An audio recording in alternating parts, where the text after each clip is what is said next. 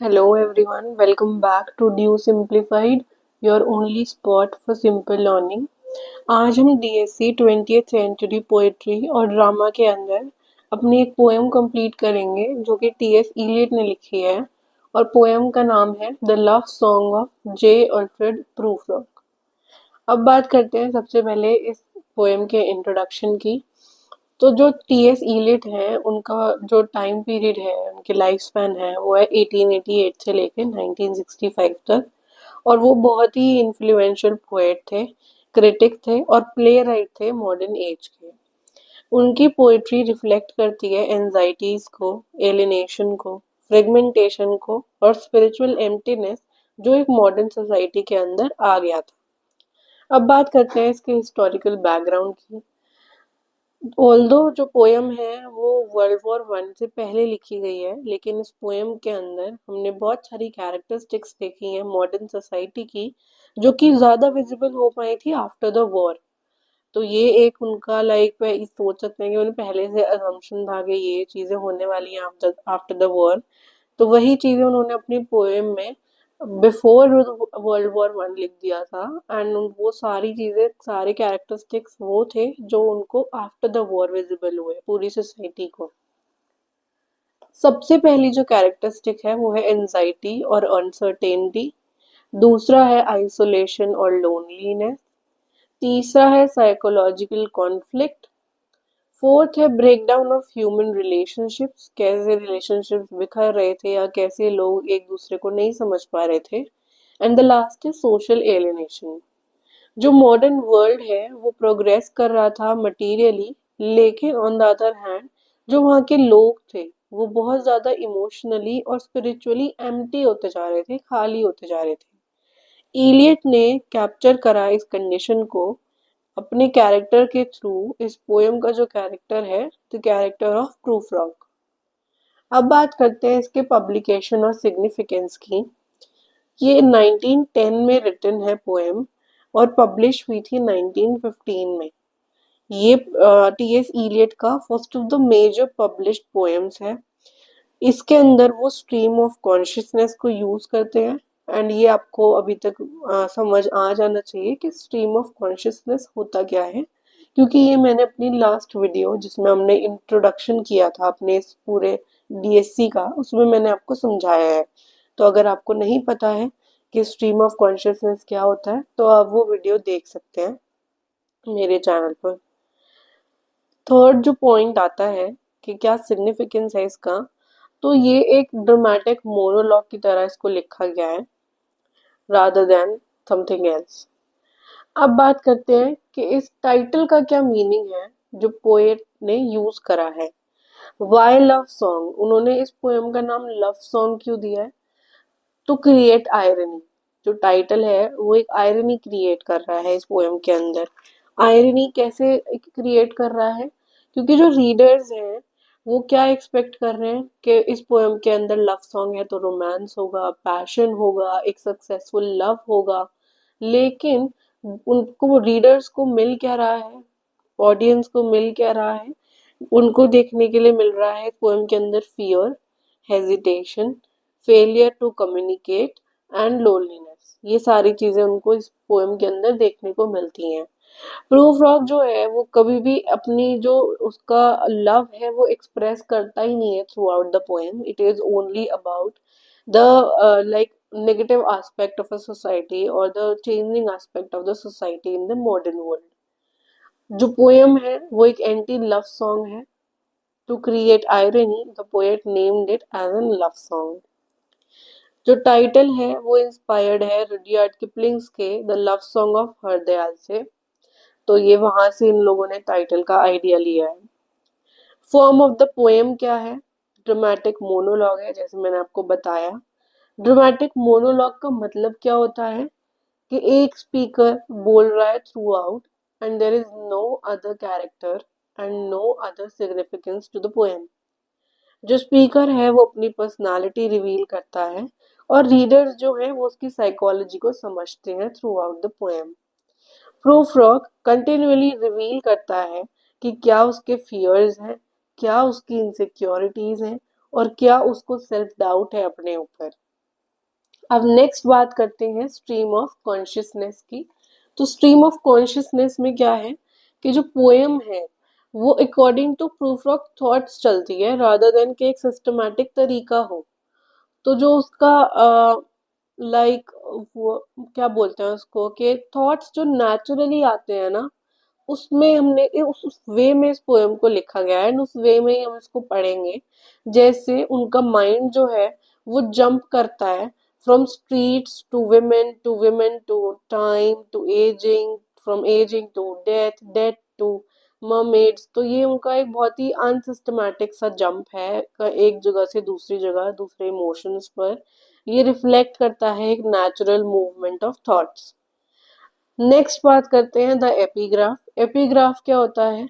जो एपिग्राफ को कॉन्सेप्ट है वो डांटे के इन्फर्नो से आया है और इसका मीनिंग क्या होता है? जैसे हेल में जो गॉडियो द फेल्ट्रो है, उन्होंने कन्फेस किया कि क्या उनके सिंस हैं, क्या उन्होंने गलत काम करे हैं, उन्होंने उसको कन्फेस किया। और वो कि उन्होंने कन्फेस किसको किया? दांते को किया, क्योंकि उनको लगता है कि वो कभी भी वापस नहीं आ सकते हैं अर्थ में बिकॉज ही इज डेड। तो इसलिए उन्होंने वहां पर कन्फेस किया। तो सिमिलरली इसी तरीके से जो हमारे प्रूफ रॉक हैं उन्होंने कन्फाइड किया अपने सीक्रेट्स को रीडर्स के साथ। उन्होंने रिवील किया अपने फियर्स को, अपनी एंजाइटीज को। ही उन्होंने ट्रैप्ड फील करा एक साइकोलॉजिकल हेल के अंदर। तो उन्होंने उस चीज को भी एक्सप्रेस किया अपने थॉट्स में। जो एपिग्राफ है वो प्रिपेयर करता है रीडर्स को प्रूफ रॉक के कन्फेशन के लिए कि वो क्या क्या कन्फेशन करने वाले हैं। अब हम बात करते हैं इसकी डिटेल समरी की। तो ओपनिंग लाइन से अगर हम बात करें तो जो स्टार्टिंग लाइन है इस पोएम की वो है let us go then you and I. अब जो प्रूफ रॉक है वो इनवाइट करता है रीडर को कि वो उसके साथ चलें through out the city. City के अंदर वो क्या दिखाता है कि कितनी एम्प्टी है, लाइफलेस है और लोनली है ये सिटी। जो इवनिंग है उसको कंपेयर किया गया है with a patient authorised upon a table. ये शॉकिंग इमेज हमें क्या बताती है, हमें क्या सजेस्ट करती है कि जो जहाँ पर इवनिंग को कंपेयर किया गया है वो ये दिखाने के लिए कंपेयर किया है कि कैसे पैरालिसिस है वहां पर, इनएक्शन है और स्पिरिचुअल सिकनेस है लोगों के अंदर। ये one of the most famous images है मॉडर्निस्ट पोएट्री के अंदर, the comparison of an evening. अब बात करते हैं कि जो विमेन है वो बात कर रही है माइकल एंग्लो से। जो प्रूफ रॉक है वो एंटर करते हैं एक सोफिस्टिकेटेड सोशल गैदरिंग के अंदर और वहां पर वो बोलते हैं in the room the women come and go talking of Michael Anglo. जो विमेन है वो क्या सिंबलाइज करती है? High society. क्योंकि प्रूफ रॉक एक लोअर सोसाइटी से बिलोंग करते हैं तो उन्हें लगता है कि वो जो लोग हैं वो इसीलिए उनसे बात नहीं कर रहे हैं क्योंकि the women belongs to the higher society.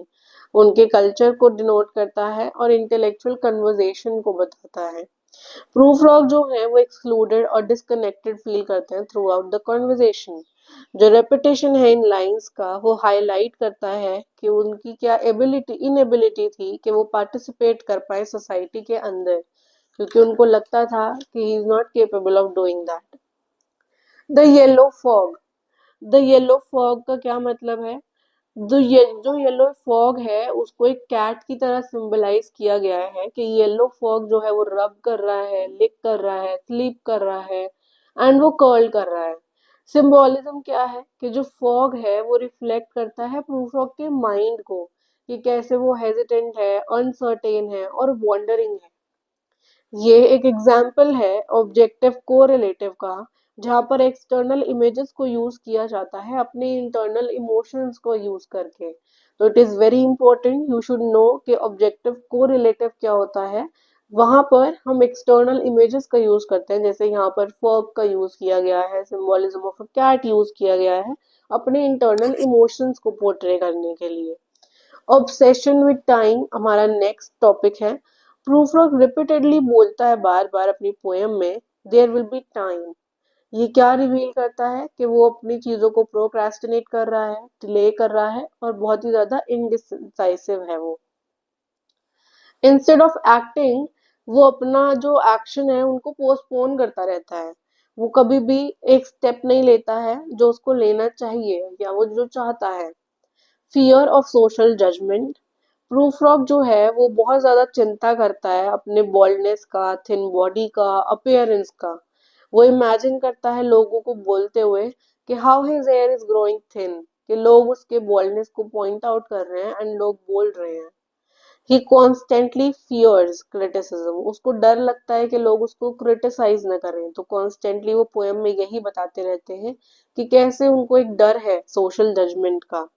ये रिवील करता है उनके सेल्फ लो कॉन्फिडेंस को। नेक्स्ट आता है, do I dare disturb the universe. ये एक सेंट्रल क्वेश्चन है जो पोएट ने पूछा है इस पोएम के अंदर। यूनिवर्स का मतलब सोशल ऑर्डर नहीं है, मतलब सोशल ऑर्डर है इस पोएम के अंदर, यूनिवर्स का मतलब जो एक्चुअल वर्ल्ड है वो उसका मतलब नहीं है। यहाँ पर जो पोएट है वो क्या बताना चाहते हैं कि उन्होंने यूनिवर्स को यूज किया है टू पोर्ट्रे सोशल ऑर्डर, उनकी रूटीन लाइफ और उनका comfort zone. Prufrock wonders whether he should take the risk of expressing himself. यहाँ पर जब वो क्वेश्चन कर रहे हैं तो वो पूछ रहे हैं कि क्या उनको एक रिस्क लेना चाहिए अपने आप को एक्सप्रेस करने का या नहीं लेना चाहिए। उसके बाद बात करते हैं, I have measured out my life with coffee spoon. एक और कंपैरिजन यहाँ पर यूज हो रहा है। ये इलियट की मोस्ट फेमस लाइंस में से एक है, जहां पर वो बताते हैं कि जो लाइफ है वो बहुत ज्यादा मैकेनिकल हो गई है, लाइफ के अंदर स्मॉल रूटीन्स ऐड हो गए हैं और कुछ भी यहाँ पर मीनिंगफुल नहीं हो रहा है। प्रूफ रॉक का एग्जिस्टेंस जो है वो मोनोटोनस है और रेपिटेटिव है। अब बात करते हैं the women he loves. Proof rock जो है वो एक वुमेन से बात करना चाहता है जिसको वो प्यार करते हैं, हाउएवर वो अपने रिजेक्शन के डर से उनसे बात नहीं करते हैं। उनको मिसअंडरस्टैंडिंग होने का डर लगता है और उनको एम्बेरसमेंट फील होती है कि कभी मैं उनसे कुछ बात करूँ बहुत ज्यादा एम्बेरस ना फील करूँ, इसलिए वो कभी बात ही नहीं करते हैं। वो इमेजिन करते हैं कि अगर वो बोलते भी हैं उस वुमन से जाके तो उस वुमन का रिप्लाई क्या होगा, that is not what I meant at all. तो ये उनके लाइन है कि वो उनका रिप्लाई ये होगा कि जो भी हमारा उनको कॉन्वर्सेशन हुआ था उसका मतलब वो नहीं है जो प्रूफ वर्क ने समझा। तो जो कॉन्वर्सेशन कॉन्वर्सेशन है वो फेल हो जाती है क्योंकि वो कभी शुरू ही नहीं होती है। अब बात करते हैं बिब्लिकल इल्यूजन की, जहाँ पर हम लेजरस का जो पॉइंटिंग है या फिर जो लेजरस का यूज है वो देखेंगे। प्रूफ रॉक इमेजिन करते हैं अपने आप को, I am Lazarus come from the dead, कि मैं लेजरस हूँ और मैं वापस आ गया हूँ अपने डेथ वाले जोन से। तो जो लेजरस हैं वो कौन थे, एक बॉडी थी जिसको डेड से लाइफ पर लेकर आए थे जीसस। इसका मीनिंग क्या है कि जो प्रूफ रॉक है वो अपने फियर्स को ओवरकम करना चाहते हैं और वो एक न्यू बिगनिंग करना चाहते हैं, लेकिन वो इमिडिएटली ये सोचने के तुरंत बाद अपना कॉन्फिडेंस दोबारा से खो देते हैं। हैमलेट इल्यूजन की हम बात करते हैं। प्रूफ रॉक बोलते हैं, no I am not Prince Hamlet. Hamlet क्या है, एक ट्रेजिक हीरो है। प्रूफ रॉक बिलीव करता है कि वो इतना इम्पोर्टेंट नहीं है कि वो एक हीरो बन पाए। इंस्टेड वो अपने आप को क्या बोलते हैं, एक अटेंडेंट लॉर्ड, एक सपोर्टिंग कैरेक्टर और ऑलमोस्ट अ फूल। ये क्या दिखाता है कि कैसे उनको कितना ज्यादा इंफीरियरिटी कॉम्प्लेक्स है उनके अंदर इंटरनली।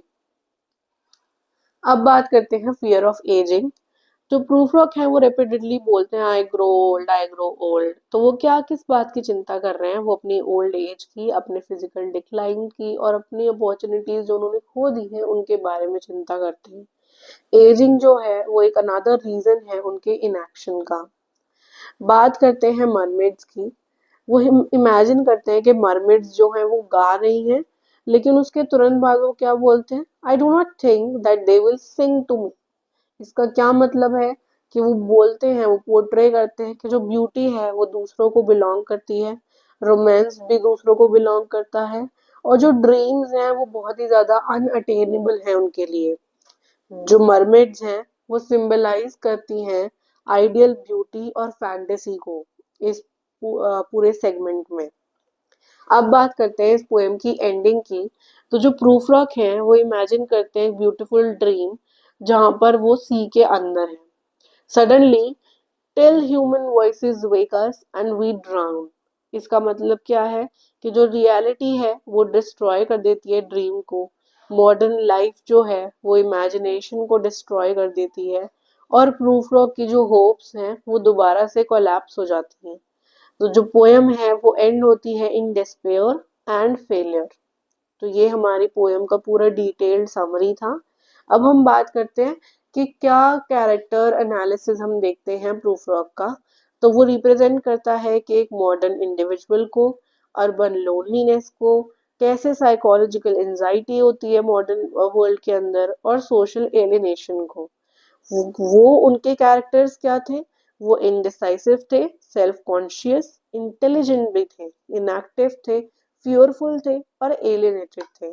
तो ये उनके कैरेक्टरिस्टिक्स हैं and this is what he represents in the poem. अब बात करते हैं कुछ मेजर थीम्स की। जैसे सबसे पहले है इनडिसिजन एंड इनएक्शन। ये बहुत इंपॉर्टेंट थीम है क्योंकि प्रूफ रॉक कंटिन्यूसली सोचते हैं लेकिन वो कभी भी एक्ट नहीं करते हैं उस चीज के ऊपर जो वो सोच रहे थे। Desire and disappointment. Prufrock desire करते हैं लव को, कंपैशनशिप को और कम्युनिकेशन को, लेकिन एज अ रिजल्ट उनको फेलियर ही मिलता है, रिजेक्शन मिलता है और डिसअपॉइंटमेंट मिलता है। इसीलिए ये टाइटल आयरॉनिक है। अब बात करते हैं एलिनेशन एंड आइसोलेशन की। जो यहाँ पर प्रूफ रॉक है वो हमेशा सेपरेटेड रहते हैं दूसरों से। विमेन जो है वो बाकी लोगों से बात करती हैं, लेकिन जो प्रूफ रॉक है वो साइलेंटली उनको ऑब्जर्व करते हैं। ये एक बहुत ही मेजर मॉडर्निस्ट कंसर्न है। उसके बाद आता है fear of ageing. Repeated references यहाँ पर हमने देखे हैं पोएम के अंदर टू बॉल्डनेस, थिननेस और ग्रोइंग ओल्ड। ये हमें क्या दिखाता है कि जो राइटर है, उस जो पोएट है, उसको एंजाइटी है अबाउट एजिंग। लास्ट जो हमारी थीम है वो है फेलियर ऑफ कम्युनिकेशन। यहाँ पर प्रूफ रॉक चाहते हैं कि वो बात करें लेकिन वो कभी भी कम्युनिकेट नहीं कर पाते हैं सक्सेसफुली। ये जो पोयम है ये एक रिकॉर्ड है ऑफ द फेल्ड कम्युनिकेशन। तो दिस इज इट। जो हमारी मेजर थीम्स थी वो हमने कवर कर ली हैं। अब लास्टली हम देखते हैं फटाफट से कि क्या क्या इंपॉर्टेंट सिंबल्स हैं इस पोएम के अंदर। सबसे पहले हमने देखा था येलो फॉग, जो कि प्रूफ रॉक के हेजिटेंट माइंड को सिंबलाइज करता है। नेक्स्ट था इवनिंग। इवनिंग दिखाता है स्पिरिचुअल एग्जॉशन को। कॉफी स्पून्स हमें बताते हैं कि कैसे रूटीन लाइफ होती है अर्बन लाइफ के अंदर या अर्बन सिटीज के अंदर। माइकल एंग्लो क्या दिखाता है? हमें सोफिस्टिकेटेड सोसाइटी को पोर्ट्रे करता है। मर्मेड्स हमें बताती हैं कि कैसे हमारे ड्रीम्स अनअटेनेबल होते हैं। सी होता है escape from the reality. World spot fear of ageing portray करता है कि उनको चिंता हो रही है, क्या वो बोल्डनेस बॉल्डनेस उनको आती जा रही है। स्ट्रीट्स क्या सिंबलाइज करते हैं? कंफ्यूजन और uncertainty. And lastly human voices क्या बताते हैं? Harsh reality. So this is it for the video and for the poem. If you do have any doubt, do let me know in the comment section, and please do not forget to subscribe the channel. It is very very helpful for me if you will subscribe the channel and share it with your friends too who would be needing this. So yeah, till then, bye bye, take care.